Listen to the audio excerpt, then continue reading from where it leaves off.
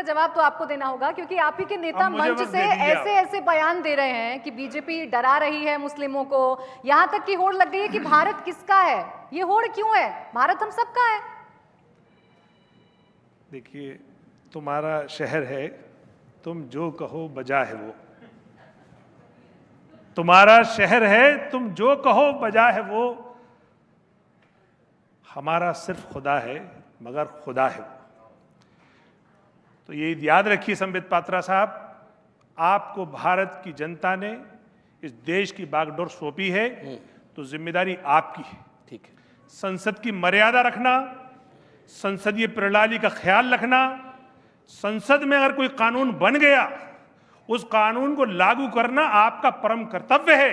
ये नहीं है कि आप चोर रास्ते से एक आपका बीजेपी का कैंडिडेट जाए और उसे चैलेंज कराए और दूसरे तरीके से आप अपने। एक मिनट मुझे बोलने दीजिए मैडम, आपने किसी को नहीं टोका, आप मुझे बोलने दीजिए। बोलिए बोलिए, तो सर तन से जुदा हो जाएगा, बोलने दीजिए। अरे आप सर तन से जुदा की बात नहीं सर। देखिए, अगर आप पार्लियामेंट की बात कर रहे हैं, मैं भी छोटा सा सवाल जोड़ रही हूँ कि अगर आप बात कर रहे हैं कानून की, आप बात कर रहे हैं लॉ की, तो उसी पार्लियामेंट ने सीए एनआरसी भी बनाया है, वो क्यों नहीं मानते? अच्छा, सीए एनआरसी पे सुन लीजिए, आप इसी पे सुनिए। आप सीए एनआरसी इन्होंने गैर संवैधानिक कानून बनाया जिसके पूरे देश की अकलियत ने। देखिए अगर आप ऐसे हूट करेंगे, मैं अल्पसंख्यक हूं, आप ऐसे हूट करेंगे तो अच्छी बात नहीं, सुनना पड़ेगा आपको। देखो, अपना दिल बड़ा करिए, आप सुनिए जरा, थोड़ी तलखी है लेकिन एंजॉय कीजिए। संबित पात्रा साहब कितना झूठ बोलते हैं, आप एंजॉय नहीं करते हो, हमारे भी सुनिए। तो आप क्या कह रहे हैं? जब सीए एनआरसी बना, जब सीए एनआरसी बना, तर्क से बात करिए। जब सीए एनआरसी बना, उसे पूरे देश के मुसलमान सड़कों पर आए, उन्होंने कहा ये हमारे लिए खतरा है, लेकिन हमारे देश के गृह मंत्री ने कहा कि ये लागू होकर रहेगा क्योंकि ये संसद ने बनाया है।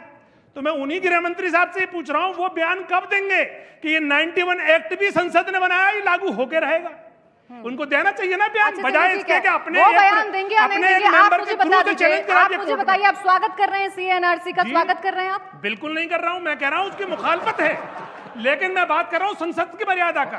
अगर संसद की मर्यादा उन्हें सीए एनआरसी पे याद आती है तो आपको भी देखनी होगी ना। देखिए, दो बयान नहीं हो सकते, दो बयान नहीं है, दोनों एक ही बात है। अगर आप एक कानून को मान रहे हैं तो दूसरे को भी मानिए ना, वही पार्लियामेंट है, वही पार्लियामेंट है। आप एक बात बताइए कि जब कानून कोई गैर संवैधानिक बनेगा उसका विरोध करना मेरा लोकतांत्रिक अधिकार है। अब आइए दूसरे नंबर पे, जो बात इन्होंने कही कि साहब इन्हें औरंगजेब से ज्यादा मोहब्बत है, इन्हें डर लगता है।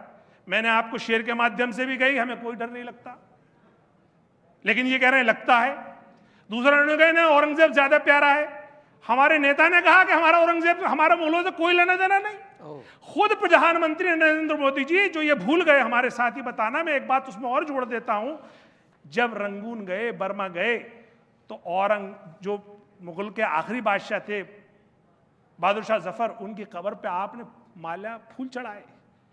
दूसरी बात, इस देश की जो स्वतंत्रता संग्राम क्रांति है जिसको बहादुर शाह जफर ने लीड किया, क्या वो देश की ये प्रधानमंत्री या बीजेपी उसको नेगेट करेगी? देखिए ना, ये क्या उसको मुगलों का क्या मुगलों की लीडरशिप मानेगी नहीं मानेगी? यही तो हमारे साथ आप एक तरफ कहेंगे, आखिरी बात नहीं, पराशर में मैं एक आखिरी बात कह के अपनी बात खत्म करूंगा कि जितनी भी ज्ञानवापी मस्जिद की इंतजामिया कमेटी है उसमें एक भी मुगलिया सल्तनत का आदमी नहीं है, सब भारतीय मुसलमान हैं। वो अपनी पूजा स्थल को बचाने के लिए कोर्ट से लेकर संसद तक बढ़ रहे हैं, इसलिए मुगलों से उस बात को न जोड़ा जाए। जी, अब बोलिए क्या कहा मैडम? मैंने संबित जी जवाब देंगे आपकी बात का? जी दीजिए। आप शायद बोलने ही आए, सुनने नहीं आए, सर लग रहा है मुझे।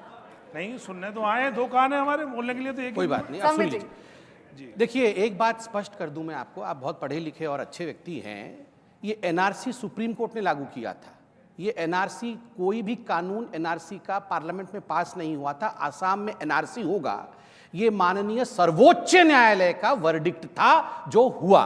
तो सर्वोच्च न्यायालय के वर्डिक्ट पर भी आपको आपत्ति है, नंबर 1। नंबर 2, सीएए में मुसलमानों को खतरा। मैं बहुत गंभीर विषय बता रहा हूं। एक मुसलमान की सिटीजनशिप गई नहीं, जाएगी नहीं, मगर मुर्तजा, याद करिए, सीएए में मुसलमानों को खतरा है। ये गाना गा के इन लोगों ने एक मुर्तजा नामक आतंकवादी बनाया जो गोरखनाथ पीठ के ऊपर अभी कुछ दिनों पहले हमला कर रहा था। और जब उससे पूछा गया कि आपने हमला क्यों किया गोरखनाथ पीठ के ऊपर, उसने कहा सीएए के कारण हमला किया, क्योंकि सीएए पे मुसलमानों को खतरा है। आप सोचिए, ये जो नरेटिव ओवैसी जी जाके जहर उगलते हैं, ये जो भाषण देते हैं इनकी पार्टी और इनके पार्टी के जो समालोचक हैं, जिस प्रकार का भाषण करते हैं, उसके कारण आज पूरे हिंदुस्तान में जहर फैल रहा है और जहर उल्टा अमृत को बोल रहा है कि हमें डराने की कोशिश हो रही है। ये हकीकत आज हिंदुस्तान में। और देखिए, कहने को तो ये सब कहते हैं कि हम तो बहुत खोदो खोदो इंडिया, कुछ बोल रहे थे ना, खोदो इंडिया चल रहा है, खोदो इंडिया चल रहा है। ये जो धरती के नीचे जो है ना, हमेशा हकीकत रहती है। धरती के नीचे इस धरती का मूल निवास, धरती के नीचे इस धरती का मूल इतिहास छुपा हुआ है। इसलिए खोदो इंडिया कोई मजाक नहीं है। मैं तो धन्यवाद दूंगा मुगल आर्किटेक्ट को भी धन्यवाद दूंगा कि हर मुगल आर्किटेक्ट कमाल का था। बेसमेंट में मंदिर जरूर बनाते थे, ऊपर चाहे कुछ भी बनाए, बेसमेंट में मंदिर जरूर रहता था। इंडिया टीवी हर वक्त हर जगह डाउनलोड करने के लिए सर्च करें India TV news Google play store या ऐप स्टोर पर।